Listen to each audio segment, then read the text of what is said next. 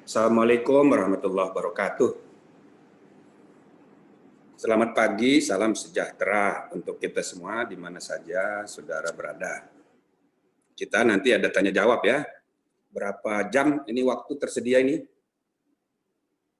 2 jam? 1 jam? Pokoknya sebelum Jumatan ya. Kan tidak Jumatan di masjid, jadi bisa panjang waktu. Saudara-saudara, ini adalah acara yang diadakan oleh NPR, dan saya juga adalah anggota DPD dan sekaligus anggota MPR, maka dalam rangka sosialisasi 4 pilar, khususnya pilar MPR yang berkenaan dengan NKRI, hari ini kita bicarakan khusus, tapi dengan judul agak keren ini, agak supaya menarik ya, NKRI versus khilafah. Nah, sebenarnya kedua hal ini, NKRI dan khilafah, itu tidak terlalu tepat, bukanlah dua hal atau sesuatu yang dapat dibanding-bandingkan, apalagi dipertentangkan, karena keduanya tidak apple to apple. Jadi nggak bisa dibanding-bandingin, apalagi dipertentangkan.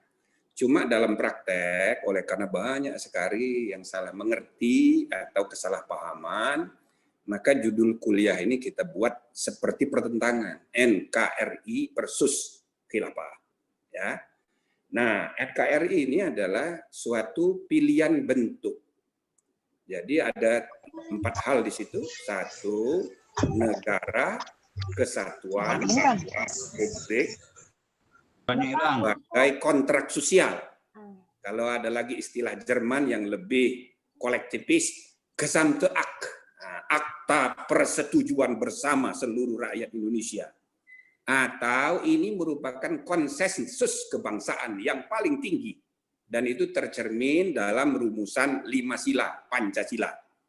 Nah, karena itu ini adalah ya Pancasila sebagai identitas kebangsaan dan kenegaraan kita, sehingga NKRI itu sudah final, maka ada adagium, ada semboyan NKRI harga mati. Nah, gitu.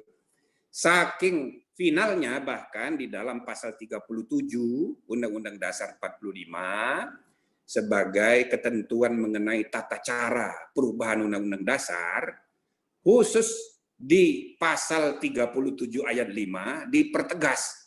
Nah, kalimatnya jelas di ayat 5 itu ya. Khusus mengenai bentuk NKRI tidak dapat dilakukan perubahan. Jadi bayangkan, ketentuan mengenai perubahan Undang-Undang Dasar mengatur mengenai NKRI itu tidak boleh diubah, tidak bisa diubah. Gitu. Ya tentu ini kan dalam pasal, bisa saja pasal itu suatu hari diubah pasalnya sebelum mengadakan perubahan NKRI-nya. Tapi dengan adanya pembatasan di pasal 37 ayat 5 itu, jadi kerjanya 2 kali sehingga relatif tidak mungkin kita mengadakan perubahan lagi terhadap NKRI.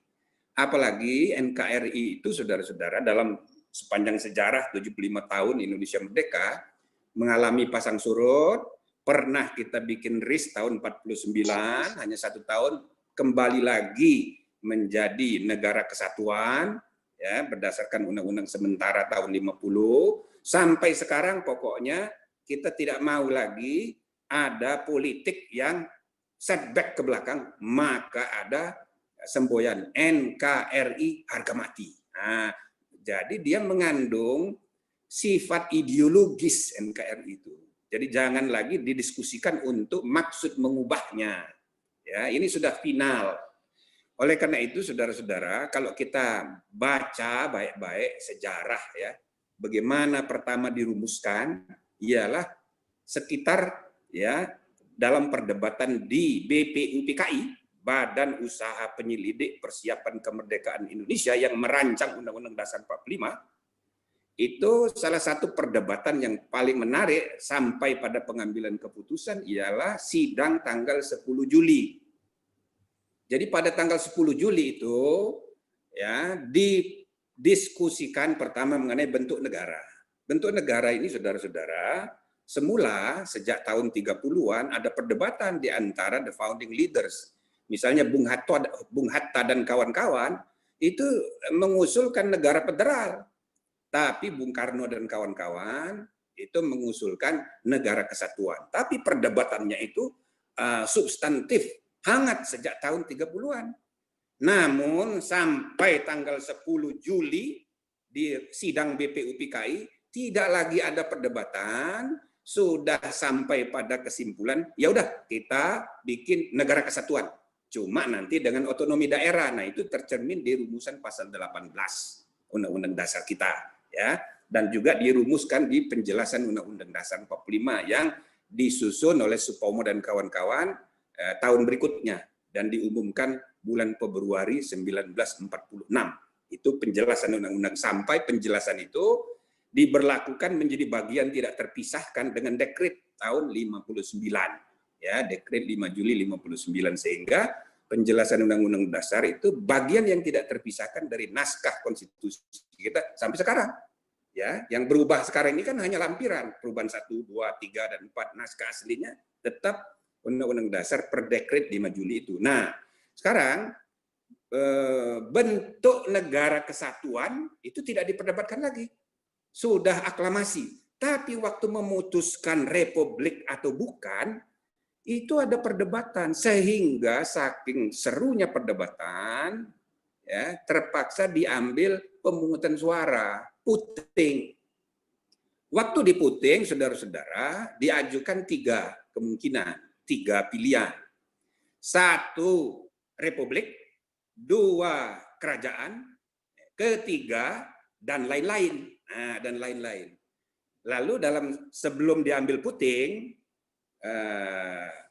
ada yang ditanya oleh siapa namanya, Wuryaningrat, ya, tanya itu yang dimaksud dengan yang lain-lain itu apa?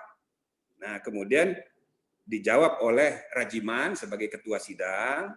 Dia mengatakan yang dimaksud itu antara lain seperti yang disampaikan oleh anggota Kiai Sanusi. Nah, Kiai Sanusi itu mengusulkan imamah. Jadi ada imam. Nah, itu antara lain kata Rajiman. Jadi yang lain-lain itu antara lain yaitu imamah. Tapi dijawab langsung oleh Kiai Sanusi, yang saya maksud dengan imamah itu adalah republik juga. Nah, jadi sudah ada klarifikasinya.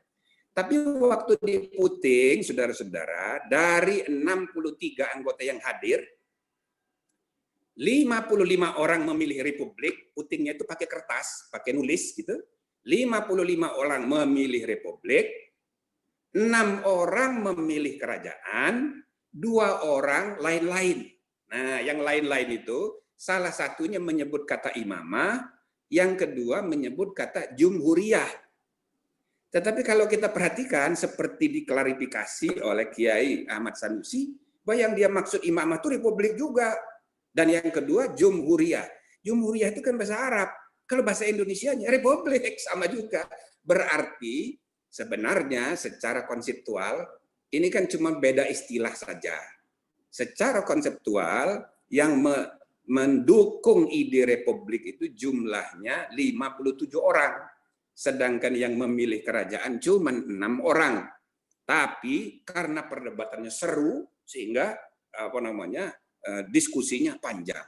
Misalnya salah seorang anggota BPUPKI itu sebelum diambil keputusan nanya, apa ia berdosa saya kalau mengusulkan republik? Karena suasana zaman waktu itu kita belum terlalu kenal dengan republik. Ini kan hanya tokoh-tokoh yang enlightened, orang-orang yang terdidik. Kalau rakyat jelata, tahunya kerajaan, kesultanan.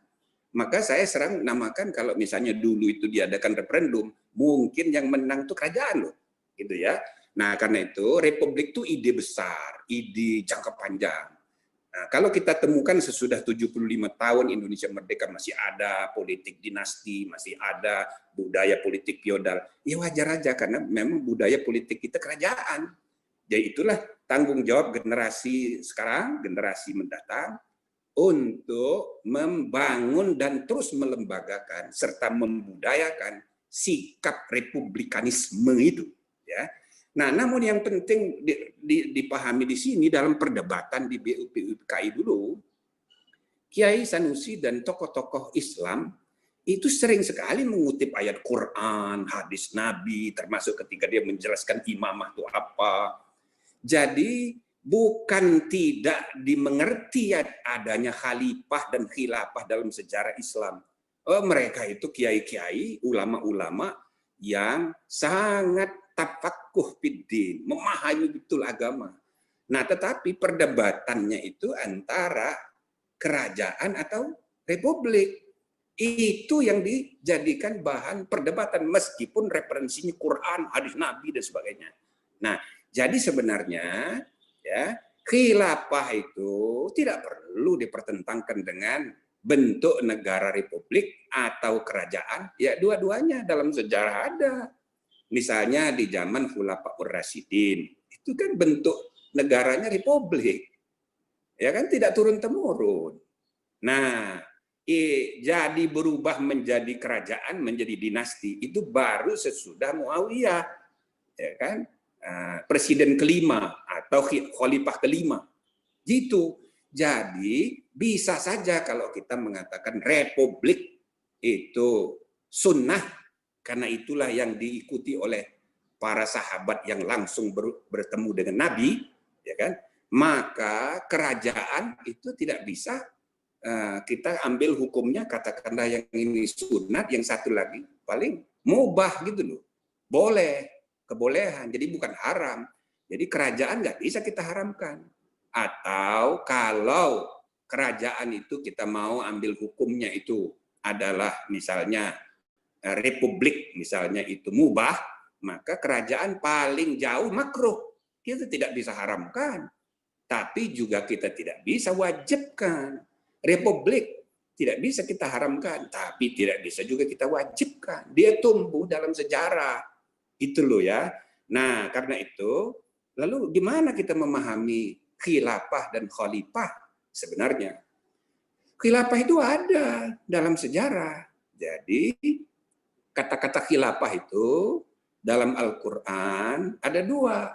Satu yang dikaitkan dengan Nabi Adam, khalifatullah fil ard, maka sebenarnya Nabi Adam itu di satu pihak adalah Abdullah, hambanya Tuhan, tapi di lain pihak dia juga adalah khalifahnya Allah, wakilnya Tuhan di bumi untuk mengurus dan mengelola kehidupan alam semesta. Dia mewakili Tuhan. Nah, jadi khalifah itu dalam konteks Nabi Adam itu menyangkut konsep kemanusiaan.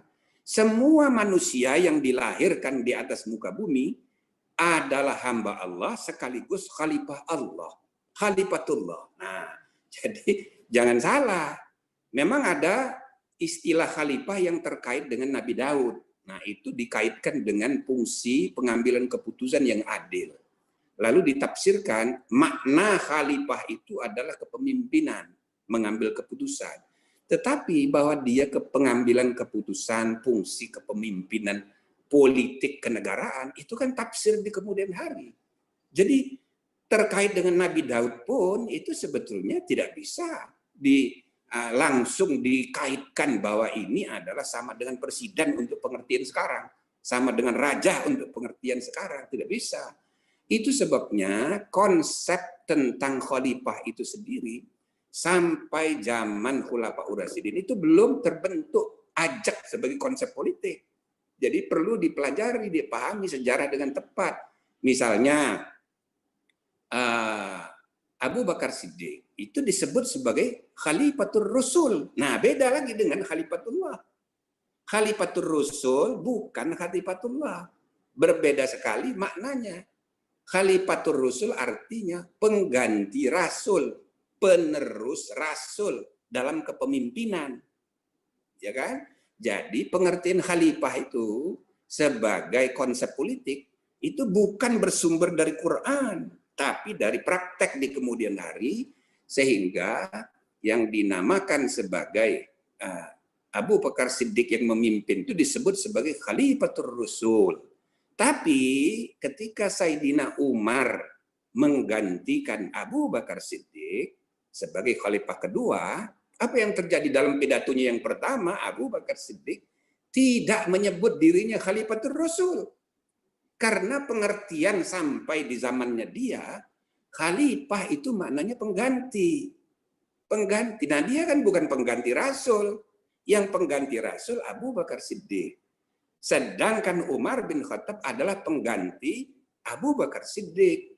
Masa Abu Bakar Siddiq, ya kan, sebagai pengganti Rasul, kemudian Umar juga pengganti Rasul. Tidak bisa begitu, sehingga dalam pidatonya Umar bin Khattab menyebut dirinya Amirul Mukminin. Masa Umar bin Khattab sebagai sahabat kepercayaan Nabi, ya kan, tidak tahu dia kalau itu perintah dari Rasul, perintah dari Al-Quran, masa dia tidak pergunakan istilah khalifah. Tapi beliau tidak menggunakan istilah Khalifatul Rasul karena bukan pengganti Rasul. Dia menyebut dirinya Amirul Mukminin. Maka, saudara-saudara, ya, istilah khalifah untuk menyebut kepala negara itu baru belakangan hari terbentuk dalam sejarah. Syariat dalam Al-Quran, bukan juga syariat dalam hadis Nabi. Ada satu hadis Nabi yang eksplisit menyebut kata khulafa ur-rasyidin.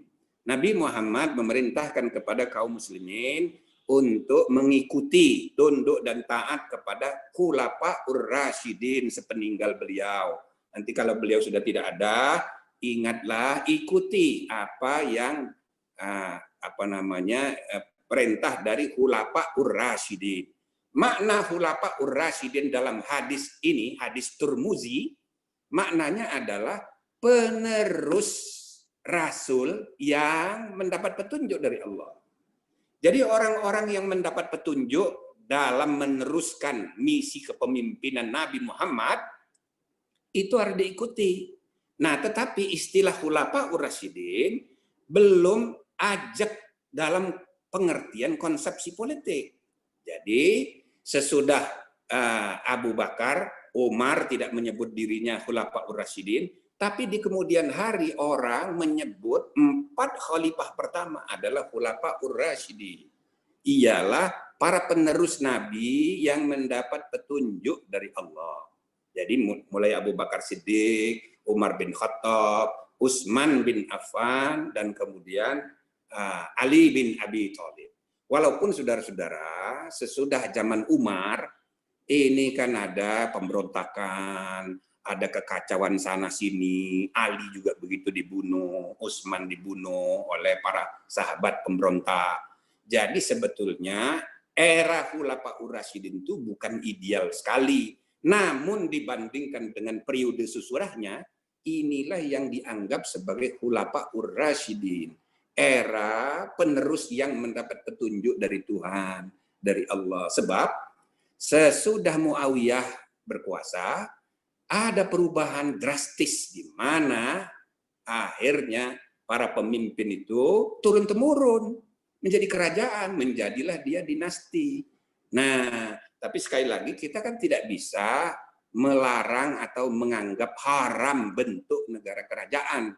Karena sejarah Islam, kemajuan imperium ke khilafah di dunia selama Bani Umayyah, selama Daulah Abbasiyah, itu semua keberhasilan para khalifah dalam bentuk negaranya kerajaan. Dan itu fakta. Jadi saudara-saudara, kita tidak bisa mengharamkan bentuk kerajaan meskipun yang disebut Khulafa ur-Rasyidin yang dianggap bentuk negara ideal di zaman 4 khalifah pertama. Nah, khalifah dalam pengertian penerus kepemimpinan Rasulullah, Khulafa ur-Rasyidin. Ya, harus dibedakan dengan Khalifatullah, yaitu konsep tentang kemanusiaan. Iya. Halo? Halo? Nah, bisa diteruskan ya. Jadi kurang lebih saudara-saudara kalau kita belajari dari sejarah, ya, apa yang berlangsung dalam sejarah panjang dunia Islam dengan kekhilafahan itu fakta sejarah. Ya kan, tidak bisa kita hakimi dengan zaman sekarang. Dan tidak bisa juga kita dianggap itu syariat, wajib. Tidak. Tapi tidak boleh juga diharamkan. Karena dia tumbuh dalam perkembangan sejarah. Dan untuk diketahui, sistem seperti khilafah ini kan cuma istilah. Semua peradaban punya bentuk pengalaman yang sama tentang kepemimpinan itu. Satu, boleh kita kaitkan ya kekhilafahan itu terkait dengan negara agama. Konsepsi tentang negara agama dan agama negara. Dapat kita katakan semua peradaban punya pengalaman. Misalnya di Eropa ada istilah teokrasi, negara agama. Itu kalau kita pelajari bagaimana sejarah negara agama Kristen di Eropa dalam waktu yang sangat panjang menghasilkan ya absolut monarki di mana raja sekaligus bertindak sebagai kepala agama, ya, tercampur di situ dia, maka itulah secara besar-besaran menghasilkan reformasi dengan munculnya Protestanisme. Maka sejak itu muncul sekularisme, pemisahan gereja dari negara. Apa sebab itu terjadi? Karena konsepsi negara agama. Jadi agama Kristen sudah mengalami itu. Yang kedua agama Hindu sama, konsep raja pendeta sama. Jadi konsep raja pendeta itu terjadi di sepanjang sejarah umat Hindu. Nah, tapi lama-kelamaan ya hukum sunnahnya Allah, hukum kauniyah ya, pengalaman hidup kemanusiaan mengajarkan adanya keperluan melakukan yang disebut ya secara ilmiah disebut diferensiasi struktural. Jadi suatu kekuasaan organisasi lama-lama dipecah-pecah menjadi banyak fungsi. Nah, dibuatlah diferensiasi struktural. Jadi dibagi-bagi, maka ada pemisahan-pemisahan. Nah, pemisahan yang pertama itu antara agama dan gereja itu. Dan di zaman itu menjadi solusi. Maka lahirlah kalau Katolikisme, dan kalau Katolikisme itu dipisahkan dari kekuasaan negara, kalau dipelajari sekarang, dia kayak khilafah juga, tapi khilafah agama. Khilafah agama. Dan umat Katolik seluruh dunia sekarang ini menjadi agama terbesar di dunia. Katolik itu kalau dipisahkan dengan Protestan dan Ortodoks, dia lebih banyak sudah. Nah, karena itu seperti khilafah juga, cuman istilahnya aja bukan khilafah. Ya, jadi khilafah itu kalau dikaitkan dengan konsepsi negara agama, semua peradaban pernah ya mengalaminya. Ya. Yang kedua, khilafah juga bisa dikaitkan dengan konsepsi mengenai bentuk negara. Bentuk negara. Ya, bentuk negara tadi sudah saya singgung. Apakah republik atau kerajaan? Seandainya yang diidealkan oleh Rasulullah itu bentuknya adalah bentuk seperti di zaman jahiliyah, maka para senior, sahabat senior pasti nggak keberatan Sayyidina Ali yang diangkat menjadi pengganti dan penerus Rasul. Tapi para sahabat senior pada nggak mau. Bukan karena Sayyidina Ali tidak memenuhi syarat. Dia masih muda, cerdas, berani, kepemimpinannya diakui. Tapi seandainya Sayyidina Ali yang menjadi khalifah pengganti, Sayyidina Ali di samping adalah sepupu, dia juga mantu, dia juga anak angkat. Karena sejak kecil dia sudah tinggal bersama Nabi Muhammad bersama Siti Khadijah. Jadi dia kayak anak angkat dan juga mantu. Maka seandainya dia yang diangkat, ya jadi kembali ke jahiliyah, maka ide republikanisme itu tercermin di dalam sistem pemilihan kepemimpinan, baik Abu Bakar Siddiq, Umar bin Khattab, Utsman bin Affan, Ali bin Abi Thalib, semuanya dipilih, cuma dengan cara yang masih sederhana. Kalau Abu Bakar Siddiq dibaiat, nah itu seperti di lapangan, seperti pemilihan aklamasi, tapi ada yang WO. Nah itulah yang kemudian menjadi kaum Khawarij, yang di kemudian hari kurang lebih itu menjadi cikal bakal pengikut Syiah yang menginginkan Sayyidina Ali menjadi pengganti. Jadi bentuk ideal dari kepemimpinan duniawi bernegara itu di zaman Khulafaur Rasyidin itu, kalau dibandingkan dengan teori-teori tentang bentuk negara, republik. Maka sebetulnya perdebatan antara republik atau kerajaan itu perdebatan tentang khilafah, ide-ide khilafah itu. Nah, jadi di samping soal teokrasi, negara agama, yang kedua mengenai kerajaan atau republik. Lalu yang ketiga khilafah itu terkait dengan konotasi makna mengenai imperium. Saudara-saudara, imperium itu adalah bukan sebab, bukan syarat untuk kemajuan, tapi imperium itu akibat dari keberhasilan suatu sistem kekuasaan, suatu kepemimpinan negara. Jadi imperium itu hasil dari kinerja, ya. Jadi bukan menjadi syarat untuk maju, tetapi dia menjadi akibat keberhasilan sistem politik yang dibangun.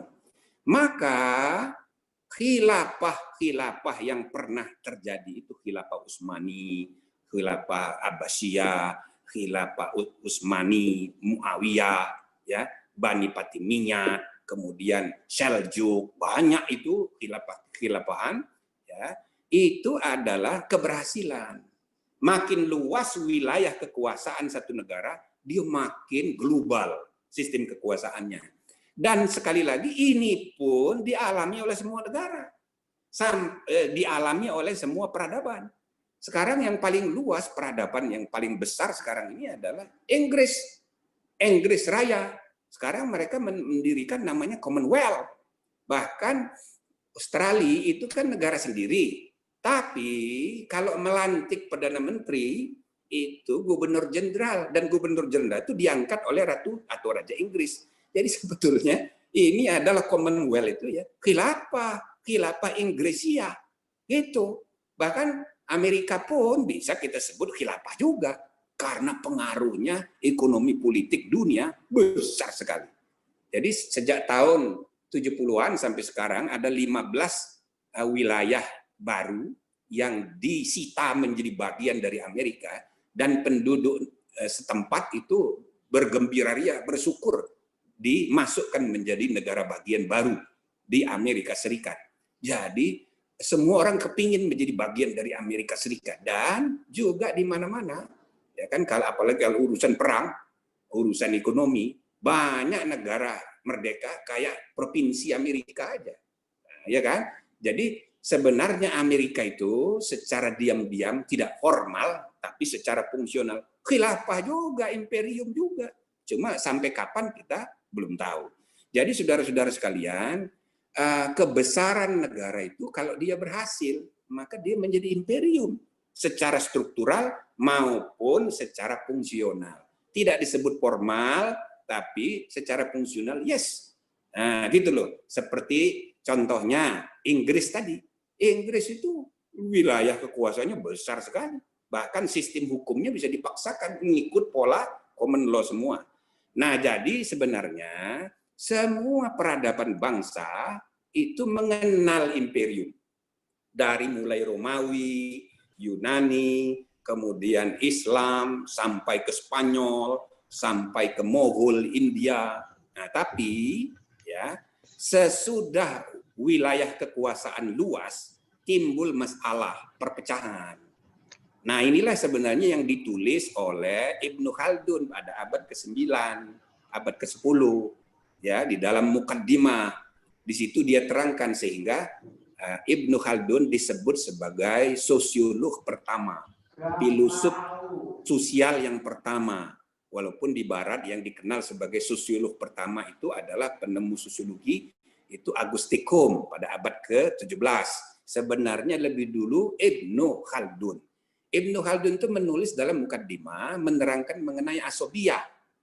Asobiyah itu ya solidaritas kebangsaan berdasarkan suku. Asobiyah itu menyebabkan banyak ya wilayah-wilayah yang ingin memisahkan diri, dan itulah teori awal menggambarkan sebetulnya kalau kita pelajari perkembangan sejarah, teori nation state, negara bangsa yang berkembang sesudah abad ke-18, abad 19, ya, itu sebenarnya sudah didahului oleh Ibnu Khaldun. Jadi di dunia Islam pun perpecahan terjadi di mana-mana. Jadi di zaman Abbasiyah, di zaman Umayyah, apalagi di zamannya Ottoman, bangsa Arab saja ya tidak mau, merasa mereka dijajah oleh Turki.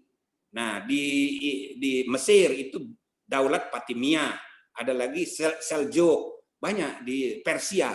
Jadi meskipun diidealkan cuman ada satu imperium, tapi nyatanya mulai muncul perpecahan saking luasnya wilayah kekuasaan. Itu juga terjadi dengan Inggris, dengan Spanyol, dengan Portugis, dengan Prancis yang melakukan penjajahan mulai abad ke-17, itu di mana-mana, lama-lama masing-masing merdeka, bikin negara sendiri-sendiri, namanya negara bangsa. Nah, pertanyaan, apakah negara bangsa itu haram? Ya tidak, sama kayak republik dan kerajaan tadi. Tidak bisa kita wajibkan, tidak bisa juga kita haramkan. Ini adalah temuan sejarah. Ini adalah tafsir umat manusia terhadap dinamika sunnatullah. Maka ada dua hal yang harus kita jadikan referensi. Satu, ayatullah yang disyariatkan sebagaimana dicontohkan oleh sunnah Rasul. Yang kedua, sunnatullah dalam hukum kehidupan yang ditemukan dan ditafsirkan. Jadi pada awalnya mungkin imperium itu baik, luas gitu kekuasaannya dan kita gembira karena berhasil. Tapi lama-lama sejarah mencatat sunnatullah menemukan bentuknya di mana orang memahami, oh nggak bisa begini. Kalau terlalu luas harus dibagi-bagi berdasarkan bangsa-bangsa. Maka muncullah sesudah abad ke-18 gerakan nasionalisasi, gerakan ya negara bangsa. Salah satunya Indonesia. Maka NKRI itu adalah wadah bangsa Indonesia yang kita sudah sumpah setiakan sejak tahun 28, Sumpah Pemuda, satu nusa satu bangsa dan ya berbahasa satu sebagai bahasa persatuan.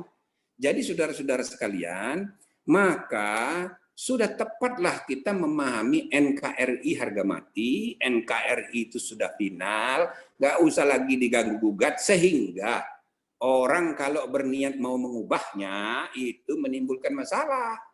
Dan oleh karena itu tidak usah lagi berpikir untuk diubah-ubah, apalagi dengan kesalahpahaman seakan-akan khilafah itu ya merupakan syariat. Bukan. Khilafah itu adalah produk sejarah. Dan itu tanda dari keberhasilan dunia Islam membangun peradaban selama 7 abad. Nah, karena itu kita syukuri, tetapi kita sudah juga harus ya melihat masa kini dan masa depan dengan cara berbeda.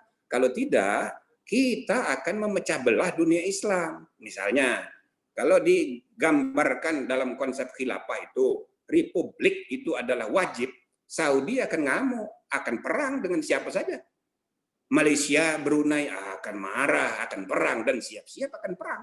Maka dunia Islam akan perang habis-habisan gara-gara impian sekelompok orang yang salah paham tentang khilafah menginginkan bentuk republik. Nah, begitu juga kalau misalnya ada sekelompok orang yang menganggap khilafah itu syariat sehingga harus menyatukan kepemimpinan agama dan negara. Nah, ini masalah lagi. Karena saya sudah gambarkan tadi, semua peradaban umat manusia mengenal itu namanya konsep negara agama. Jadi pertama kali umat manusia itu ya membangun sistem agama negara dan negara agama. Itulah namanya teokrasi. Ya. Lalu perkembangan kedua adalah sekularisme ekstrim. Sekularisme ekstrim terjadi di Eropa, di mana antara negara dan agama harus dipisah secara ekstrim. Nah, saya sebut secara ekstrim, pengaruhnya itu kadang-kadang masih sampai sekarang masih ada. Dan pernah dianut juga di Turki. Dan sampai sekarang masih terbawa-bawa. Pokoknya agama memusuhi negara, negara memusuhi agama. Jadi kalau ada orang mempertentangkan Pancasila dengan agama, ini ekstrim ini. Sekularisme ekstrim ini. Jadi mau mempertentangkan secara hostile relation. Ini para ahli mengatakan hostile relation between state and government. bentuk yang paling ekstrim dari sekularisme pasca negara agama itu adalah komunisme. Nah, itu bentuk ketiga. Dalam ajaran komunisme bukan hanya dipisahkan, tapi agama itu dimusuhi, ditentang, dan ditiadakan. Tuhan tidak ada, bukan hanya agama. Nah, itu sudah kelihatan ada 3 pola hubungan antara state and religion. Satu, digabung. Itu namanya negara agama, agama negara. Yang kedua, dipisahkan secara ekstrim. Saking ekstrimnya, kata Tuhan pun di dalam konstitusi nggak boleh disebut. Misalnya, salah satu kasus ya, di mana kira-kira 5 tahun yang lalu Angela Merkel, Perdana Menteri Jerman, menerima tamu para pendeta. Waktu itu Jerman sedang mempersiapkan naskah konstitusi Uni Eropa. Lalu para pendeta ini usul kepada Angela Merkel sebagai Perdana Menteri, dia usul supaya di dalam konstitusi Uni Eropa itu dimuat dong kata Tuhan. Nah, sesudah konferensi pers, Angela Merkel merespon. Dia sangat setuju dengan usulan para pendeta, nanti di dalam konstitusi Uni Eropa kita masukkan kata Tuhan. Sesudah muat di koran itu menjadi isu internasional. Semua negara Eropa, wah maki-maki itu tidak benar.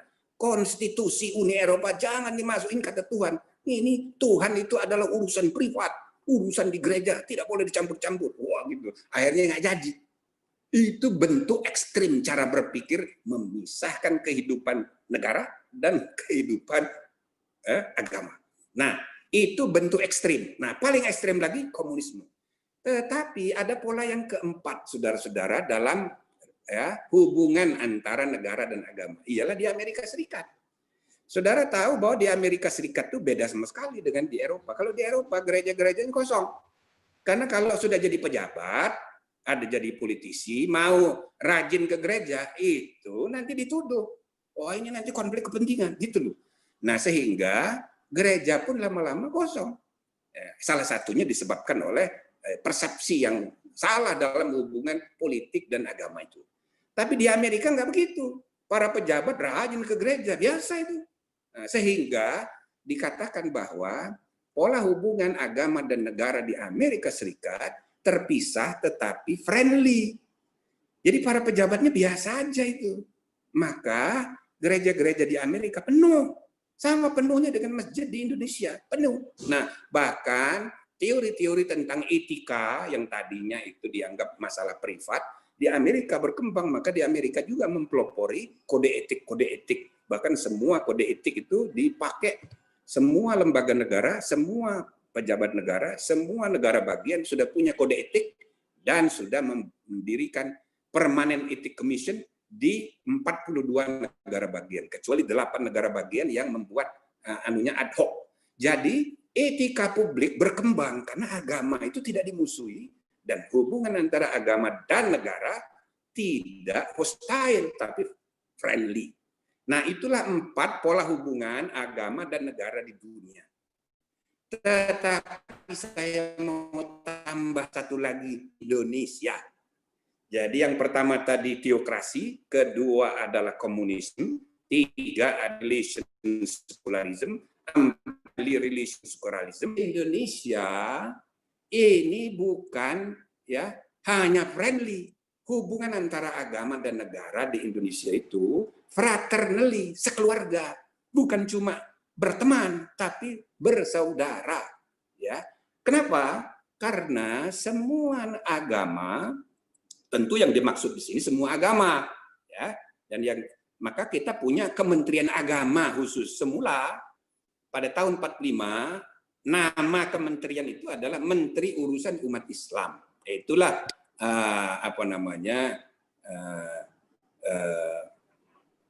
Kiai Wahid Hasim itu menjadi Menteri Urusan Umat Islam. Tapi sesudah tahun 46 itu diganti, diubah dan jadilah menteri pertama Kementerian Agama itu Profesor Rasidi. Nah, itu guru saya itu Profesor Rasidi, pendiri Kementerian Agama, karena dia harus melayani semua agama, bukan hanya urusan umat Islam. Dan lebih dari itu, Pancasila, sila pertama ketuhanan yang Maha Esa, yang semula dalam pidato Bung Karno ditempatkan nomor terakhir, dan itu adalah ketuhanan yang berkebudayaan, diganti istilahnya dengan ketuhanan yang Maha Esa dan ditempatkan sebagai sila pertama dan utama, nomor 1. Bahkan kalau kita baca, kalau kita teliti, kalau kita baca satu-satu kata-kata di dalam Undang-Undang Dasar 45, mulai dari kata Tuhan, ketuhanan yang Maha Esa, ketuhanan yang Maha Kuasa di alinea 3 pembukaan. Ada lagi demi Allah saya bersumpah di pasal 9. Ada lagi di pasal 31 ialah akhlak mulia. Ada lagi nilai keagamaan. Banyak sekali kata-kata dalam Undang-Undang Dasar 45, mulai dari pembukaan sampai ke dalam pasal-pasalnya menyebut kata Tuhan, ketuhanan, agama, dan keagamaan. Itu sebabnya saya namakan Undang-Undang Dasar 45, saudara-saudara, adalah merupakan the most godly constitution in the world. Konstitusi yang paling berketuhanan di seluruh dunia, paling banyak menyebut kata Tuhan dan agama adalah Undang-Undang Dasar 45. Maka tidak bisa kita mempertentangkan antara negara Pancasila dengan Tuhan dan dengan agama. Bandingkan dengan yang tadi Angela Merkel, ya kan? Mau menaruh satu kata aja kata Tuhan, sudah ribut di Eropa. Dan itulah yang disebut dengan godless constitution. Pada umumnya konstitusi di dunia ini adalah godless. Tidak menyebut kata Tuhan sama sekali. Kecuali di beberapa negara bagian, 2 negara bagian di Amerika menyebut kata Tuhan, bahkan menyebut agama Kristen. Christian Forbearance di Virginia. Tapi yang lain itu godless semua. Ya. Jadi konstitusi yang tidak berketuhanan.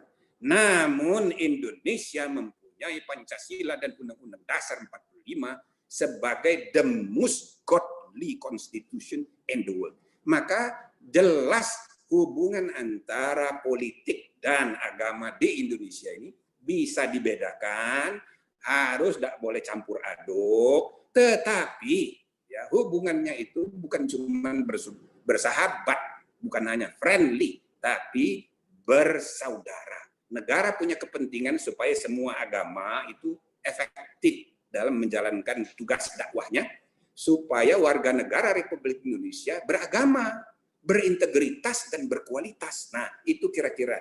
Maka oleh karena itu, saudara-saudara, kalau kita ingin negara kita ini ya berhasil, maka kita harus gotong royong membuat negara ini sukses dalam bidang politik, dalam bidang ekonomi, dalam bidang kebudayaan, dalam negeri dan luar negeri, sehingga pada suatu hari nanti kan, dia menjadi sungguh-sungguh negara keempat terbesar di dunia sesuai dengan jumlah penduduknya, dan bila mana perlu dia berubah, berkembang menjadi seperti Amerika Serikat yang bisa menentukan kemana-mana, ya, maka secara fungsional dia jadi khilafah Indonesia berdasarkan Pancasila dan Undang-Undang Dasar 45. Dia menjadi imperium yang modern. Nah, begitu. Jadi sekali lagi, imperium itu hasil akibat dari keberhasilan, bukan menjadi sebab.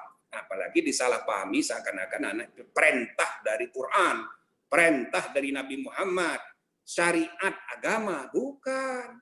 Ini adalah kreativitas sejarah, hasil dari tafsir kemanusiaan para pemimpin umat Islam di dunia Islam dalam sejarah terhadap ya problem-problem untuk mengatasi ya masalah-masalah yang tumbuh dalam hukum kehidupan, dan itulah sunnahnya Allah. Yang sunnahnya Allah ini tumbuh berkembang dari waktu ke waktu. Ya, jadi zaman dulu kesimpulannya A, zaman sekarang berubah, bukan karena yang lama itu salah, tapi momentumnya sudah lain. Maka kita juga harus siap untuk berubah. Ya, jadi jangan salah paham seakan-akan khilafah itu harus dipertentangkan dengan NKRI, lalu ada yang membuktikan bahwa dalam sejarah ada, bahkan Sultan Hamengkubuwono pernah dapat SK dari Khalifah Turki. Iya, tapi lihat Sultan Hamengkubuwono disebut apa? Disebut dalam jargon semboyannya itu Khalifatullah ing Tanah Jawa. Jadi Sayyidin Panatagama Khalifatullah ing tanah Jawa. Jadi dianggap khalifah Allah di tanah Jawa. Itu kan penyimpangan. Khalifah Allah beda dengan Khalifatul Rasul. Kalau konsep kepemimpinan politik bukan Khalifatullah tapi Khalifatul Rasul. Jadi Khalifatullah itu konsep semua manusia, bukan hanya sultan. Semua kita adalah khalifah Allah. Artinya apa? Pernah disalahgunakan itu konsepsi tentang khilafah itu. Jadi oleh raja-raja, oleh khalifah-khalifah, dinasti-dinasti politik, mulai dari Umayyah sampai Abbasiyah sampai Ottoman, itu disalahpahami, diidentikan antara raja sekaligus juga kepala agama, persis seperti teokrasi di Eropa. Nah, jadi jangan salah mengerti, saudara-saudara. Mari kita perkuat NKRI kita, buat dia berhasil dengan kita bergotong royong sampai pengaruhnya menjadi efektif ke seluruh dunia, bersamaan dengan peradaban bangsa kita menjadi bangsa yang sungguh-sungguh nomor 4 di dunia, sesuai dengan jumlah penduduk kita nomor 4, kekayaan alam kita kaya, tinggal meningkatkan kualitasnya supaya bernilai tambah makin tinggi, ya kan? Dan kuantitas penduduk kita nomor 4, tinggal kita tingkatkan kualitasnya sehingga jumlah dan kualitasnya betul-betul nomor 4 dunia, dan plus kita punya organisasi modern. Kita terorganisir. Kata Sayyidina Ali, al-haqqu bila nizam yaghlibuhul batil bin nizam. Sesuatu yang hak tapi tidak terorganisir pasti dikalahkan oleh yang batil terorganisir. Maka kita harus bekerja dalam teamwork sebagai NKRI. Kita harus bergotong royong membuat NKRI ini ya makin modern kelembagaan organisasinya, makin inklusif, makin rasional, meritokratis, berkembang menjadi budaya kerja, sehingga negara kita menjadi negara yang betul-betul ya, nomor 4 di seluruh dunia. Saya kira itu saja kuliah kebangsaan. Mudah-mudahan saudara-saudara sekalian, sekaligus ini sebagai materi sosialisasi 4 pilar MPR, dan mudah-mudahan saudara-saudara mendapatkan sesuatu ya untuk didalami lebih lanjut. Saya persilahkan kalau ada yang mau tanya. Sekian, assalamualaikum warahmatullahi wabarakatuh. Waalaikumsalam warahmatullahi wabarakatuh. Silakan. Terima kasih kepada Bapak atas pemaparannya. Dan kepada seluruh peserta yang ingin bertanya, dipersilahkan untuk menanyakan lewat kolom komentar ya. Nggak bisa interaksi ya? Bapak, tadi ada pertanyaan di kolom komentar. Tadi ketika kuliah berlangsung, ada yang bertanya dari Muhammad Iman Apriyaldi, itu mengapa bila pengganti Rasulullah ialah Sayyidina Ali disebut kembali menjadi zaman jahiliyah? Bukankah Sayyidina Ali digelari sebagai pintu ilmu?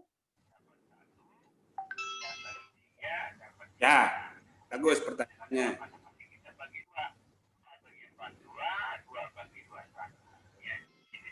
Satu-satu dulu ya. Aku mau dikumpul dulu. Halo? Bapak mau langsung jawab atau saya kumpulkan dulu, Pak? Kumpul dulu lah. Jadi ya 4 pertanyaan apa 3 gitu. Pak. Lalu pertanyaan selanjutnya,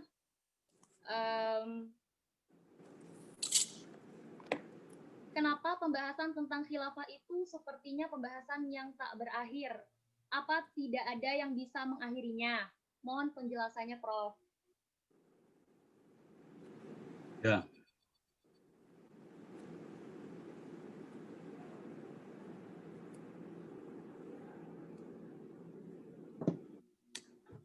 Suara saya kurang terdengar ya?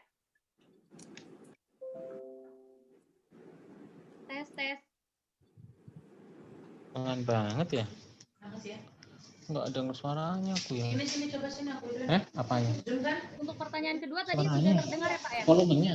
Ya, aku kan biasa itu. Wah, Ini nggak bisa interaksi langsung ya? maksimal. Mantu tuh telepon masuk Kalau pelan. Teleponnya ibu- hilang dia langsung gede sendiri. Ini kok nggak bisa gede. Kalau ibu biasanya tuh dikecilin dulu baru digedein lagi gitu. Baik, untuk para seluruh peserta dimohon untuk unmute terlebih dahulu ya. Pertanyaan selanjutnya, kalau republik sendiri apakah itu syariat? Bukankah itu juga terbentuk berdasarkan sejarah sebagai reaksi terhadap penindasan negara kerajaan di Eropa yang berfungsi dengan gereja?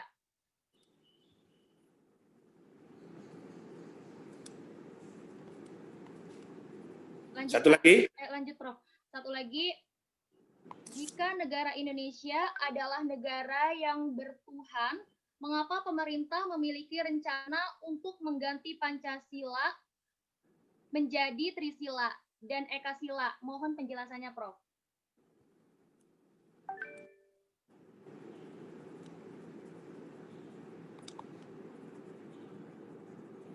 Baik. Nomor 1 tadi soal Sayyidina Ali ya. Apa yang salah kalau Sayyidina Ali yang menjadi pengganti? Tidak ada sebetulnya. Cuman itu sejarah sebagai fakta sudah menunjukkan, dan itu kan harus kita akui sebagai takdir dari Allah. Jadi kita tidak bisa menyesali. Misalnya ada sekelompok orang yang menyesali sampai sekarang ini terus tidak bisa menerima kepemimpinan Abu Bakar Siddiq, Umar bin Khattab, dan Utsman bin Affan. Tahu maunya langsung Ali. Itu ada satu kelompok aliran di lingkungan mazhab Syiah yang begitu pendapatnya sampai sekarang ini. Nah, itu kan sama dengan tidak mengakui takdir. Takdir yang sudah terjadi, nah itu kan harus kita yakini dari Allah. Masa menyesali sampai sekarang nggak beres-beres. Nah, jadi seandainya Sayyidina Ali yang diangkat, maka untuk diketahui budaya politik di zaman jahiliyah itu ya kerajaan turun-temurun. Dan filosof pertama menulis mengenai Respublika itu ya Plato. Plato dan kawan-kawannya, ya para filosof Yunani kuno itu Aristoteles, ya kan, Socrates. Nah, akhirnya Respublika ditulis oleh Plato. Dalam buku Respublika itu diimpikan bahwa ada sebuah republik yang dipimpin, yang pemimpinnya atau yang menentukan itu ialah Respublika. Ya, haknya, suaranya rakyat gitu. Vox populi vox Dei. Nah, gitu gambarannya itu. Jadi suara rakyat itu sama dengan suara Tuhan, saking mau ditonjolkan kedaulatan rakyat dalam sistem republik itu. Nah, tetapi buku Plato itu kan impian filsafat. Dalam praktek, ya para ahli mengait-ngaitkan aja, misalnya Romawi kuno pernah itu berbentuk republik, Athena, Sparta. Tapi kalau kita pelajari sejarah, tidak seperti yang diimpikan idealnya oleh Plato. Itu masih turun-temurun. Jadi masih tetap raja, bahkan dalam bukunya Plato itu dibayangkan pemimpin itu harus the philosopher's king, raja yang filosof. Artinya jangan hanya gara-gara keturunan lalu dia jadi raja pengganti. Raja itu harus pemikir, raja itu harus pinter. Nah, kira-kira begitu. Tapi tetap unsur turun-temurunnya masih ada. Maka dalam sejarah sebenarnya sebelum Nabi Muhammad SAW, semua kerajaan-kerajaan, semua kekuasaan, sistem kekuasaan dalam sejarah umat manusia, itu pergantiannya cuma dengan dua cara. Satu, cara turun-temurun, atau dengan cara kudeta. Kadang-kadang kudetanya berdarah. Jadi dua itu saja cara, sebagaimana kita pelajari dari gambaran bagaimana cerita di dalam buku Ibnu Khaldun, naik tenggelamnya peradaban, juga dicerita-cerita mengenai peradaban-peradaban kuno dalam Al-Quran, di Injil, di Taurat. Itu kan banyak cerita-cerita masa lalu. Semuanya itu rata-rata ya itu turun temurun gitu loh, atau kudeta. Dua itu aja. Nah, berbeda dengan Nabi Muhammad. Nabi Muhammad kan yatim piatu, dia tidak mewarisi kekuasaan dari siapa-siapa. Lalu selama di Madinah, dia hijrah ke Madinah, lalu mendirikan komunitas kota, membangun peradaban kota sehingga Yasrib berubah nama menjadi Madinah, ya kan? Terus mereka walaupun belum disebut waktu itu, tetapi dalam penafsiran zaman sesudah zaman modern, orang mengatakan itulah sebuah negara kota Madinah itu. Dan dimulai dengan menyusun konstitusi tertulis pertama dalam sejarah umat manusia, ialah konstitusi Madinah, Madinah Sahifah. Yang dalam teori Rousseau misalnya dikatakan konstitusi itu adalah kontrak sosial. Nah, persis perjanjian Madinah Sahifah itu isinya itu seperti perjanjian. 13 kepala suku, teken, saling lindung melindungi, bandingkan dengan konstitusi tertulis yang disebut-sebut oleh banyak ahli. Termasuk misalnya Muhammad Yamin menyebut zaman Majapahit ada konstitusi Majapahit. Sebenarnya itu cuma kumpulan peraturan. Peraturan tentang irigasi, peraturan tentang pertanian. Itu bukan konstitusi dalam pengertian modern. Ada lagi konstitusi Hammurabi. Nah, itu sama juga, itu kumpulan peraturan. Konstitusi dalam pengertian modern sebagai perjanjian itu baru ada di naskah Madinah Sahifah itu. Maka itulah disebut the first written constitution in the history of man. Jadi isinya itu perjanjian saling melindungi antar suku, walaupun agamanya berbeda, hak asasi manusianya, perdamaian, kerjasama. Jadi betul-betul konstitusi pertama. Dan yang kedua juga republik pertama, karena tidak turun-temurun. Nabi Muhammad membangun negara baru tidak turun-temurun. Itu sebabnya waktu dia meninggal bukan Sayyidina Ali. Kalau Sayyidina Ali yang meneruskan, tentu akan kembali ke tradisi jahiliyah turun-temurun. Itulah sebabnya bukan Sayyidina Ali yang dipilih itu kan pakai pemilihan umum. Maka saya sering mengatakan sebenarnya pemilihan umum pertama itu terjadi dengan dibaiatnya Abu Bakar Siddiq. Sekarang banyak orang salah paham. Baiat itu pemimpin membaiat anak buah. Kalau sudah dibaiat, dia berkhianat, dibunuh. Nah, itu banyak itu kelompok teroris kayak begitu. Itu salah paham, bukan begitu baiat itu. Baiat itu anak buah, rakyat membaiat pemimpin. Jadi Abu Bakar Siddiq itu dibaiat oleh Umar, lalu yang lain setuju di lapangan terbuka. Kan itu seperti pemilihan umum. Maka pemilihan pemimpin pertama Abu Bakar Siddiq. Belum ada KPU waktu itu, belum ada juga kopsura kertas suara, tapi dengan cara sederhana. Itulah pemilihan umum pertama, juga republik pertama, juga konstitusi tertulis dalam pengertian modern yang pertama dalam sejarah.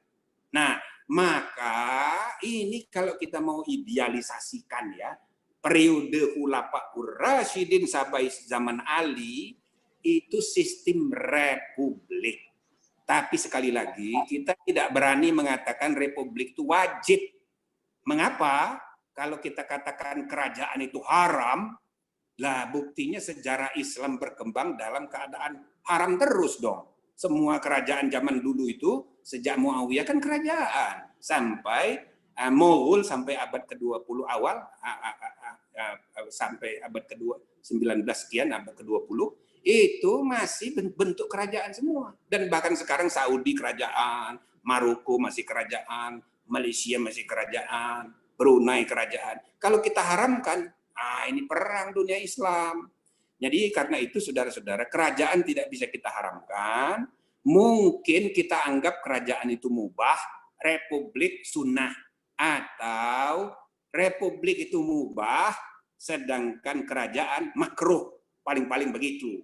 Ya, jadi itu jawaban saya yang pertama mengenai Sayyidina Ali tadi. Kemudian yang kedua, kenapa isu khalifah nggak selesai-selesai? Karena ini dipakai untuk kepentingan politik gitu loh. Jadi kalau bicara khalifah saja nggak usah mengorganisir tujuan-tujuan politik, apalagi membentuk organisasi dengan maksud berpartai, partai dengan tujuan politik. Kan Hizbut Tahrir itu kan artinya itu partai pembebasan. Artinya kaum muslim ini belum bebas, hendak dibebaskan, lalu cita-citanya membangun khilafah Islamiyah sedunia. Nah, karena itu pasti menimbulkan reaksi di mana-mana, perpecahan. Maka di banyak negara Hizbut Tahrir itu sudah dilarang. Nah, termasuk di Indonesia. Jadi, sudahlah kita tidak usah salah paham lagi tentang khalifah dan khilafah.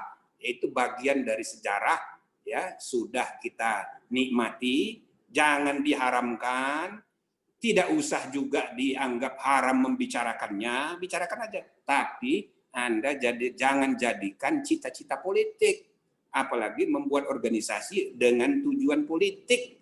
Nah, itu lebih salah lagi karena NKRI sudah final dan para anggota BPUPKI termasuk Kiai Sanusi dari Jawa Barat yang menggunakan istilah imamah, ada lagi Jumhuriyah, itu kan tokoh-tokoh Islam semua. Ya, kalau kita baca itu perdebatan pidatonya Kiai Sanusi di BPUPKI, itu ayat-ayat Quran dan hadis Nabi dikutipnya banyak sekali, ya, mengenai kepemimpinan. Nah, kenapa dia tidak mengusulkan khilafah seandainya? Karena di kepala dia khilafah itu antara dua itu, kerajaan, karena sedang membicarakan bentuk negara, kerajaan bentuk pemerintahan, kerajaan atau republik. Maka dia menggunakan istilah imamah, tapi dalam konotasi, dalam konteks republik. Maka begitu Rajiman mengatakan, ada yang tanya, itu yang dimaksud lain-lain itu apa? Kata Rajiman, itu termasuk yang dipidatukan oleh anggota Sanusi tadi mengenai imamat. Langsung dijawab oleh Sanusi. Yang saya maksud dengan imamat itu republik juga. Nah, sedangkan yang satu lagi menggunakan istilah Jumhuriyah. Lah itu kan bahasa Arab. Maknanya republik juga. Nah, jadi udah selesai urusan republik itu sudah selesai, tidak boleh lagi berubah, ya. Nah, kalau mau membangun khilafah dalam makna fungsional, jadi pertama nggak usah dipakai istilah itu, tapi yang kedua ya buatlah impian membuat NKRI menjadi pusat khilafah, tapi nggak usah disebut istilah itu. Dengan cara NKRI ini kuat dan berpengaruh seperti Inggris. Bahasa Indonesia dipakai di mana-mana, di Asia, di Afrika, lalu budaya Indonesia berpengaruh di mana-mana. Kemudian ekonomi kita besar berpengaruh di mana-mana, politiknya begitu. Maka menjadi khilafah di dalam arti fungsional. Jadi gitu saja sehingga nggak usah kita terlalu banyak lagi membicarakan, mempertentangkan soal khalifah khilafah ini. Ya, lagi pula orang yang tidak paham dari sebelah ya yang anti khilafah ya, banyak mengecam sampai ke mengecam sejarah Islam. Nah, itu kan juga salah lagi. Itu juga bahlul juga itu sehingga menimbulkan masalah yang jauh lebih antipati karena sejarah Islam itu sejarah ya khilafah. Nah, itu sudah kenyataan dan itu takdirnya Allah, kita harus terima. Tapi untuk masa kini, masa depan, udahlah nggak usah lagi pakai istilah itu. Itu menimbulkan salah paham. Ya, saya kira itu mengenai pertanyaan kedua. Pertanyaan ketiga, republik sebagai syariat. Ya tadi saya sudah kemukakan republik itu temuan ya tafsir manusia terhadap sunnatullah, bukan ayatullah, bukan syariat. Kalau syariat itu menjadi penguat saja, tapi prakteknya itu adalah kebutuhan zaman. Nah, misalnya ada hadis Nabi yang menggunakan istilah khulafaur rasyidin. Itu hadis Tirmizi. Tapi maksud Rasulullah bukan menyebut 4 itu saja, enggak. Itu baru di kemudian hari orang menyebut yang 4 khalifah pertama itu dikaitkan dengan hadis Nabi, hadis Tirmizi. Bahwa 4 inilah yang merupakan khulafaur rasyidin. Maknanya ada penerus. Maknanya itu bukan pengganti, tapi penerus Nabi sebagai pemimpin umat yang mendapat petunjuk. Maka para ahli di kemudian hari menamai yang dapat petunjuk cuma 4 yang pertama itu aja sampai Sayyidina Ali. Sedangkan selebihnya itu bukan Khulafaur Rasyidin, khulafa biasa saja, karena dia sudah berubah, sudah menjadi kerajaan seperti zaman jahiliyah. Nah, jadi begitu. Republik pun muncul di Eropa sama begitu juga, selalu atas akibat dari revolusi rakyat Prancis 1789 ya, berubah menjadi republik. Tadinya kan Prancis itu kan kerajaan. Nah, jadi di Rusia tadinya kan Tsar, kerajaan, kemudian menjadi Republik Uni Soviet, sekarang menjadi Republik Rusia. Nah, jadi republik itu adalah reaksi dan respons terhadap kezaliman raja yang mengaku dirinya sekaligus wakil Tuhan. Nah, gitu. Jadi kerajaan-kerajaan absolut yang mengklaim dirinya wakil Tuhan sekaligus adalah raja, maka semua menjadi hamba sahaya dia. Itu adalah fenomena sejarah yang melanda semua peradaban umat manusia, bukan hanya dunia Islam. Di Eropa juga begitu. Nah, mengapa Pancasila hendak diganti dengan Ekasila? Sebenarnya tidak ada niat mengganti begitu. Jadi di RUU itu kalau dibaca itu bukan mengganti. Jadi Pancasila tetap, Pancasila yang sah itu adalah Pancasila 18 Agustus. Nah, ada Pancasila versi 1 Juni, Pancasila versi 22 Juni. Dua-duanya itu harus dipelajari, harus diakui ada. Tapi yang berlaku secara hukum ialah Pancasila yang ditetapkan 18 Agustus. Itulah yang berlaku mengikat. Nah, cuma ada masalah dalam sejarah. Ya, sejarah 1 Juni itu ditutupi. Sejarah 1 Juni itu pernah sama 32 tahun zaman Orde Baru mengalami desoekarnoisasi. Apa saja yang berbau Soekarno dihilangkan. Itu. Ya kan? Nah, sekarang sesudah reformasi, keluarganya dia sedang berkuasa. Maka mau dikembalikan itu. Ya, cuma ya syukur juga ini ada perdebatan mengenai RUU ini sehingga ada remnya juga. Kalau tidak, memang susah, ya kan? Dendam sejarah itu membuat orang menjadi over idealisasi. Nanti semua hal yang menyangkut Bung Karno itu jadi dianggap kayak Tuhan, gitu loh. Sehingga walaupun mungkin berseroroh, ya kan? Itu Ibu Sukmawati pernah secara slip of the tongue mengatakan Bung Karno itu lebih hebat dari Nabi Muhammad SAW. Sampai begitu. Nah, jadi udah kelebihan. Nah, jadi 1 Juni itu harus kita hargai. Itulah pidato Bung Karno. Jadi kita dapat inspirasi. Namanya pun pertama kali disebut itu adalah dari pidato Bung Karno itu 1 Juni. Pancasila gitu. Walaupun dalam pidato Bung Karno sendiri dikatakan dia dapat dari temannya, nggak disebutnya. Jadi bukan dari dirinya sendiri. Jadi intinya pidato Bung Karno 1 Juni itu salah satu sumber. Lalu ada perdebatan-perdebatan, ada pidato-pidato yang lain. Maka Pancasila bukan karya seorang diri Bung Karno saja. Itu karya seluruh pemimpin bangsa dan itu menjadi gentleman agreement tertinggi dalam kehidupan kebangsaan kenegaraan kita. Jadi jangan lagi diubah-ubah, apalagi dikembalikan ke perdebatan lama. Itu nanti mengundang masalah saja. Saya rasa niat ingsun dari perumus RUU HIP pun tidak begitu, cuma karena dia terlena oleh semangat untuk menghidupkan kembali Soekarnoisme gitu, jadi kelebihan. Nah, tapi kan sudah ada check and balance-nya, sudah ada kritik, sudah ada yang ngamuk, nah, sehingga ini sudah tenang lagi. Saya rasa sudahlah, nggak usah lagi diributkan. Intinya Pancasila yang berlaku resmi adalah yang 18 Agustus. Di luar itu tidak resmi. Tapi kita tidak boleh lupakan. Kita harus baca keseluruhan sehingga memahami makna dari sila-sila Pancasila itu secara utuh. Ya, jadi jiwa kesejarahannya itu jangan hilang. Saya kira begitu. Ada lagi?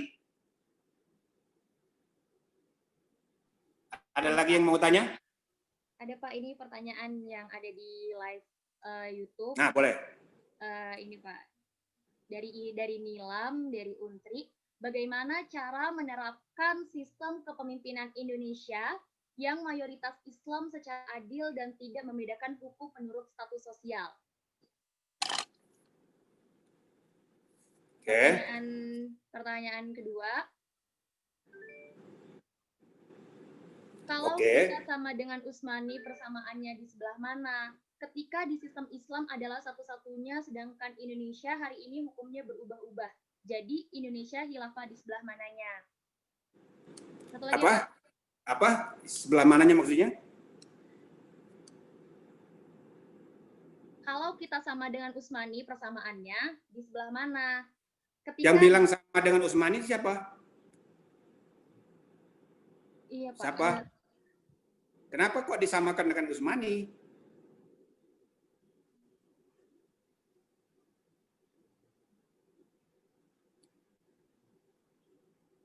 Oke, terus?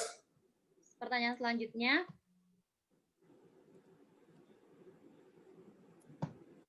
Apa? Apa perbedaan yang sangat mendasar antara NKRI dengan khilafah atau apa perbedaan yang sangat mendasar antara NKRI dengan khilafah atau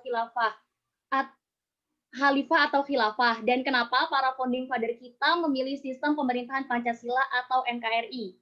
Soalnya para founding father kita pada saat itu kebanyakan dari orang-orang cerdas pada masanya di Indonesia atau Hindia Belanda. Ya udah. Boleh dijawab, Pak.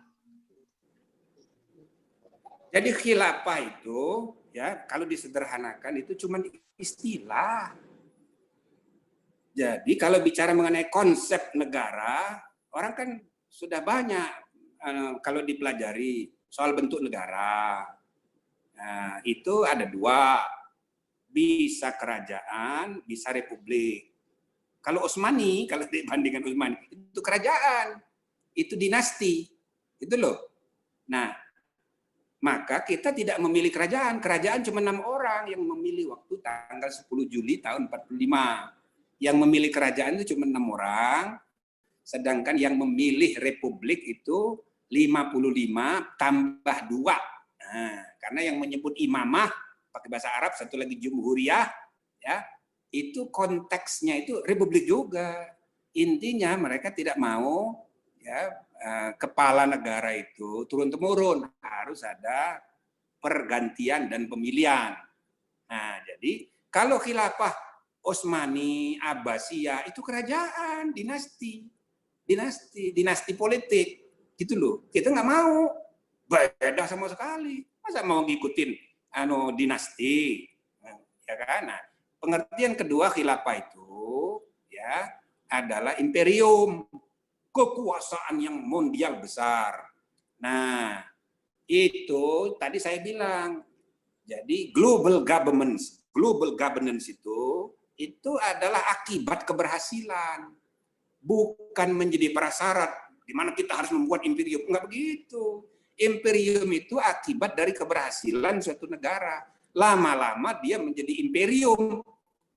Nah, dulu imperium itu semuanya kerajaan. Tapi bisa saja imperium zaman sekarang republik. Seperti tadi saya bilang, Amerika itu imperium juga sebetulnya. Cuma dalam makna fungsional, tidak struktural. Tapi karena dia berhasil, maka coba itu negara-negara ASEAN diajak perang sama China. Itu Presiden Duterte dari Filipina sudah berkali-kali maki-maki Amerika. Lalu mendekat untuk hubungan kerjasama ekonomi dengan China. Dalam urusan perang ini, dia balik kanan ke Amerika. Gitu loh. Nah jadi, apalagi Taiwan itu ya kayak provinsinya bentukan Amerika. Jadi itu jadi mainannya Amerika juga. Jadi Amerika itu kayak khilafah. Walaupun dalam makna fungsional. Jadi jangan Anda banding-bandingkan. Itu tidak apple to apple. Jadi jangan salah paham. Khilafah itu cuma istilah. Hanya karena dia pakai bahasa Arab, ada di dalam Al-Quran, ada dalam hadis Nabi. Maka kita cepat-cepat buru-buru, wah ini syariat Islam. Bukan. Ini bukan syariat Islam, tapi sunnatullah. Ya kan? Sama harus dijadikan referensi, tetapi sunnatullah itu membutuhkan tafsir ilmu. Maka ilmu pengetahuan adalah tafsir insani terhadap aturan-aturan sunnahnya Allah. Maka kita tidak boleh anti ilmu. Nah, temuan ilmu pengetahuan sudah menunjukkan dalam sejarah ada teori tentang bentuk negara, ada teori tentang bentuk pemerintahan. Kalau bentuk negara, pilihannya negara kesatuan atau federal atau konfederasi. Itu loh. Ya kan? Kita mau milih yang mana? Apakah ini gara-gara yang menemukannya orang kafir, sarjana non-muslim, kita anggap, oh ini ilmu kafir. Tidak bisa begitu. Ilmu pengetahuan itu adalah tidak diciptakan oleh siapapun. Ilmu pengetahuan itu adalah hukumnya Allah, ya, itu sunnatullah. Seperti Archimedes, hukum Boyle, hukum Dalton. Yang menemukannya Boyle, yang menemukannya Dalton, tapi itu dia bukan menciptakan, dia cuma menemukan hukumnya Allah. Artinya hukum kita juga. Jadi kita tidak boleh anti ilmu pengetahuan hanya karena yang menulisnya, menemukannya itu bukan orang Islam. Itu tidak bisa begitu. Ya, tafsir ilmiah terhadap syariat juga misalnya. Dulu 7 lapis langit dalam Al-Quran. Itu apa tafsirnya? Banyak ulama berkata, itu maksudnya 7 planet. Nah, berabad-abad kesimpulannya 7 planet. Tapi, sesudah sekarang ini ditemukan, ternyata planet ada ratusan. Maka, yang 7 itu bukan planetnya, tapi galaksinya, tata suryanya. Tata suryanya ada 7, jangan-jangan bumi juga ada 7. Maka, orang mulai berkesimpulan, yang dimaksud 7 lapis langit itu 7 tata surya. Nah ini kan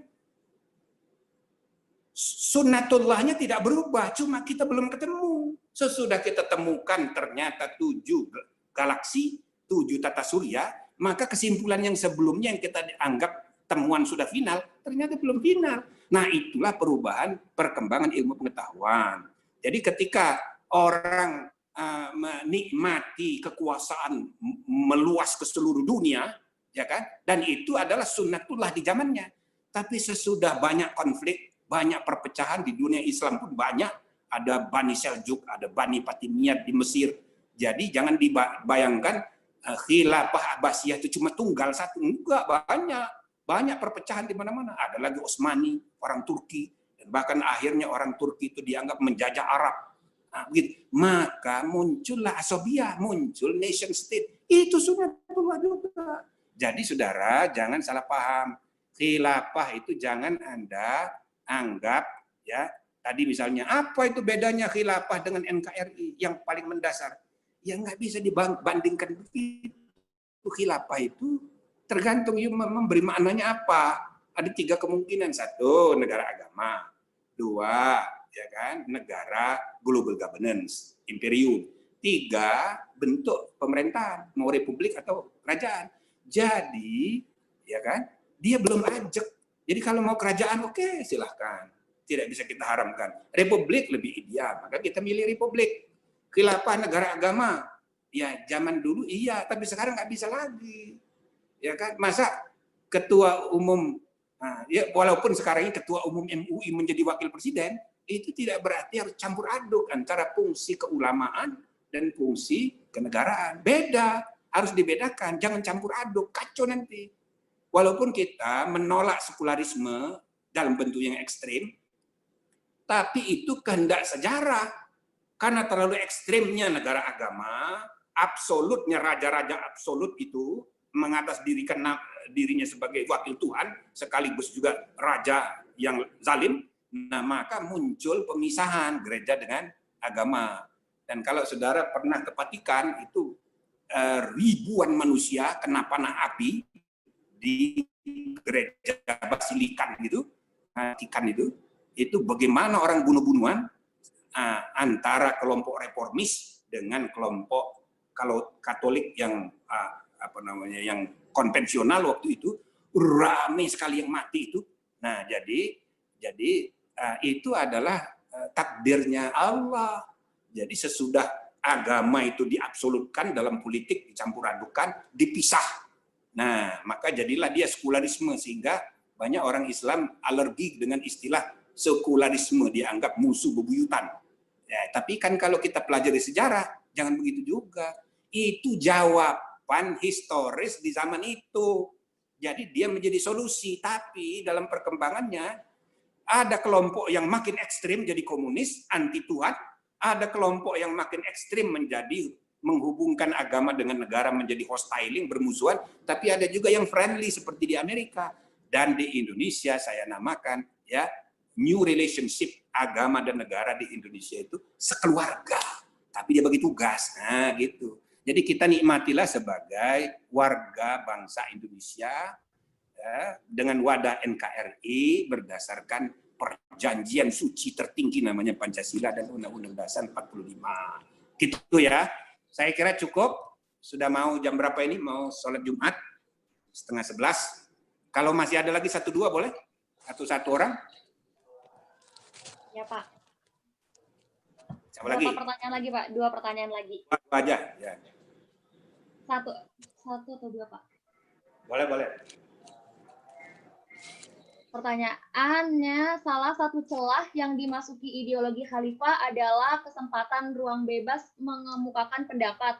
Dari situ penyebaran atau pengajakan atau pendakwa khalifah semakin merebak di Indonesia. Yang mau saya tanyakan, sejauh manakah kebebasan berpendapat di Indonesia diatur, dibina, dan diarahkan secara tepat di tengah konsep demokrasi yang mengayomi bebas berpendapat?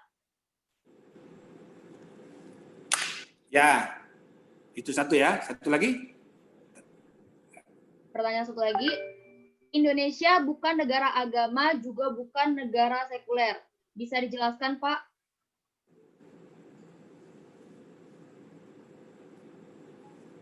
Oke. Sebenarnya istilah yang terakhir ini kan mau cari gampangnya aja. Biasa, nanti orang jadi bercanda. Ini Indonesia ini negara bukan-bukan. Bukan sekuler, bukan agama, ya. Jadi negara bukan-bukan dong, ya kan? Nah, tapi itu untuk mencari gampangnya karena istilah sekuler dan sekularisme itu jadi momo, ya. Nah, apalagi sesudah Nurholis Majid bikin gerakan sekularisasi, lalu ditanggapi oleh Profesor Rasidi Tempuari tahun 60-an, tahun 71. Oh, jadi ribut. Cak Nur dianggap pembaharu Islam yang sekuler gitu. Jadi istilah sekuler ini bermula dari pemisahan urusan agama dan negara itu. Tapi karena dalam perkembangannya itu ekstrim, ya kan? Seolah-olah yang agama-agama saja dan yang ngurusin duniawi negara-negara saja. Sebagai contoh ya, ini untuk pelajaran bagi saudara-saudara. Tahun 2005 saya pernah menghadiri ulang tahun Mahkamah Konstitusi Turki. Nah, begitu ketika itu Abdullah Gül baru terpilih menjadi presiden. Sesudah dia terpilih menjadi presiden, karena kelompok minoritas yang kalah itu nggak suka kepada istrinya pakai jilbab. Maka muncullah tuntutan, Abdullah Gül tidak boleh tinggal di istana karena istrinya pakai jilbab. Jilbab itu simbol agama, sedangkan istana simbol negara. Maka istrinya tidak boleh tinggal di istana. Nah, ini sudah nggak ada lagi cara untuk melawan karena dia udah menang. Jadi istrinya yang dipersoalkan. Tentu saja Abdullah Gül tidak mau dong. Ini kan urusan pakaian. Istrinya pun jadi marah, tersinggung. Masa urusan pakaian? Nah, tapi ada kelompok yang menggajukan gugatan ke MK. Jadi di MK itu disidangkan. Nah, kebetulan saya hadir ke sana. Maka beberapa kali acara MK itu ketemu Presiden Abdullah Gül. Ya kan? Saya heran loh, kok acara begini dia hadir. Rupanya ada perkara. Jadi dia digugat.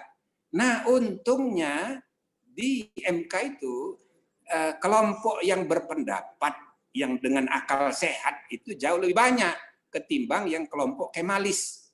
Nah, sehingga yang dimenangkan itu adalah pendapat yang mengatakan bahwa ini nggak ada kaitan dengan konstitusionalitas.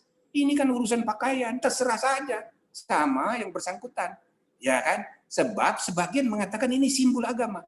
Nah, ini gambaran sampai tahun 2000-an masih ada orang berpikir begitu ekstrim tentang sekularisme itu. Gitu loh. Baju aja nggak boleh dekat-dekatkan. Bagaimana masa begitu? Nah, seperti halnya kata Tuhan dimuat di dalam konstitusi Uni Eropa. Itu dianggap aib. Masa begitu cara berpikirnya?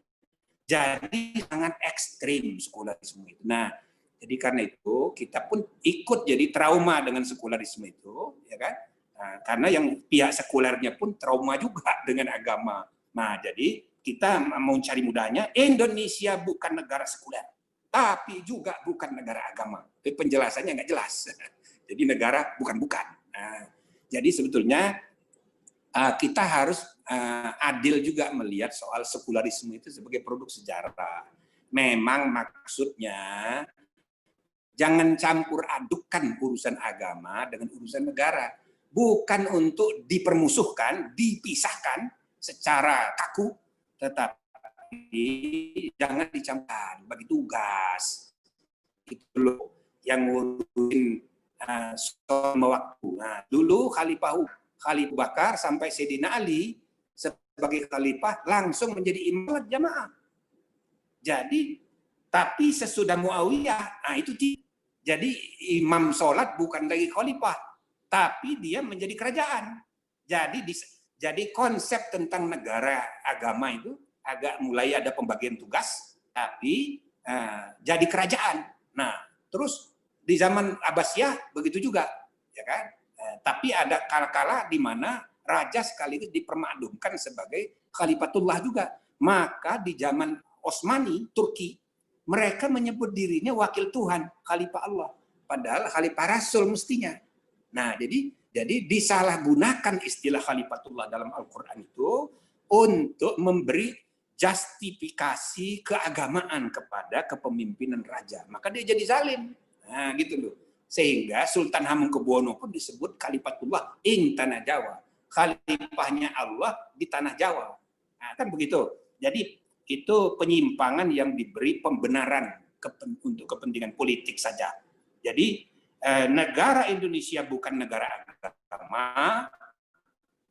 Negara Indonesia juga bukan negara yang sekuler memisahkan urusan agama dengan urusan negara.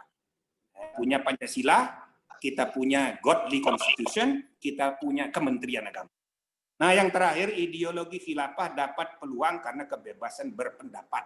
Jadi, saudara-saudara, idealnya kebebasan berpendapat, kebebasan ya kan, tidak perlu kita khawatirkan. Karena sudah ada batasnya. Berpendapat itu boleh bebas sampai dia menimbulkan permusuhan dan kebencian. Nah, itu tidak termasuk kategori freedom of speech, ya, freedom of thought, sebagaimana dimuat di dalam ICCPR yang kemudian kita adopt menjadi materi pasal 28 A sampai J Undang-Undang Dasar. Jadi kebebasan berpendapat, kebebasan berekspresi itu bebas. Tapi sekali Anda menyebar kebencian, permusuhan, nah, itu tidak termasuk kebebasan. Jadi kalau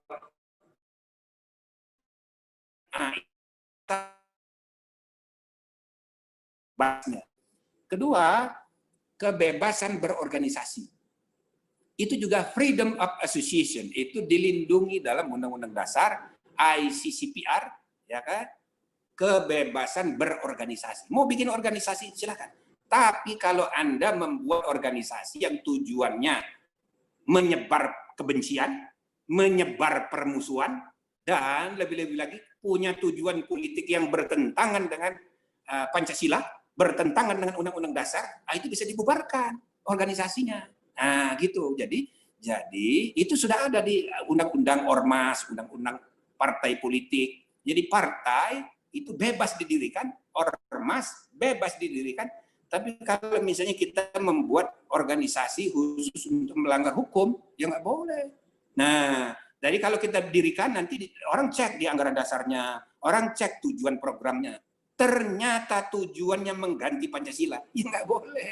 Nggak boleh, dan itu bisa dibubarkan. walaupun harus melalui pengadilan ya, dibubarkan atau dibubarkan dulu lalu yang bersangkutan membela diri di pengadilan, sama aja itu ya.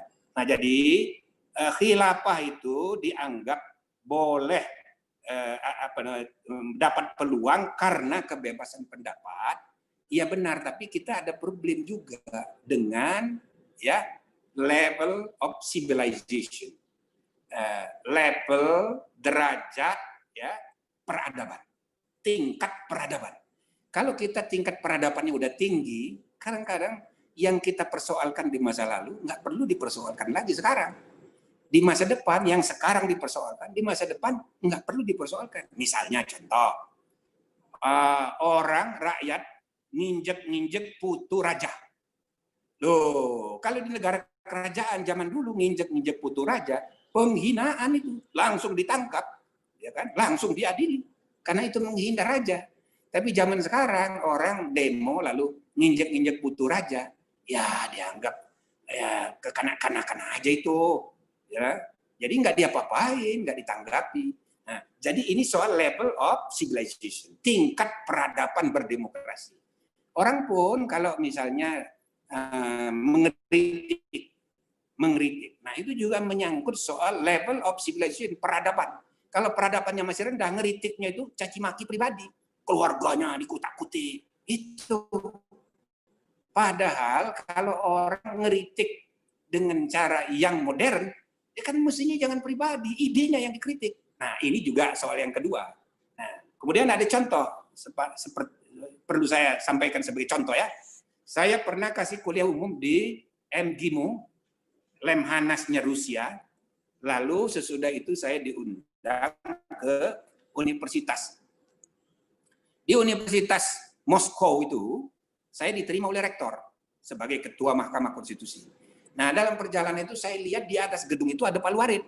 Nah, lalu sambil bercanda saya tanya sama rektor ini, itu kok ada palu aritnya ya, nggak dibuang. Itu rektor heran. Saya bertanya begitu, lalu dia jelaskan, ini produk sejarah. Kami tidak merasa perlu itu untuk dibuang. Walaupun Partai Komunis di Rusia ini sudah nggak laku lagi. Jadi dalam pemilihan umum yang lalu kata dia cuma dapat 2%. Ternyata dari survei yang memilih Partai Komunis itu rata-rata orang yang usianya di atas 70-an. Nah, yang di bawah 70-an nggak ada lagi yang milih. Jadi di masa depan Partai Komunis itu hilang itu, kata dia. Tapi palu arit di atas ini kan sejarah, ngapain mesti dibuang? Tuh, dia nggak merasa ada. Tidak ada merasa masalah. Nah, coba bayangkan kalau itu terjadi di Indonesia. Di Indonesia, ada orang pakai baju palu arit. Sama juga di sebelah sana ada orang bawa bendera la ilaha illallah. Iya kan?